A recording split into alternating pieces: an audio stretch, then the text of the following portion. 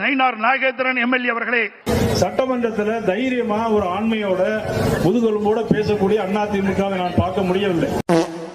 அறிவுசார் டாக்டர் அன்புமணி அவர்களே, தமிழ்நாட்டின் தலையெழுத்து சாதாரண ஒரு வார்டு கவுன்சிலர் கூட தகுதி இல்லாதவர் தமிழ்நாட்டின் முதலமைச்சராக இருக்கிறார். எடப்பாடிக்கு நிர்வாகம் என்ன தெரியுமா? இல்ல நிதி அமைச்சர் ஓ பன்னீர்செல்வத்துக்கும் நிர்வாகம் என்ன தெரியுமா? நிதி நிலைன்னா என்னன்னு தெரியுமா? ஒண்ணுமே தெரியாது. ஒண்ணுமே தெரியாத மண்ணு இவங்க தான்.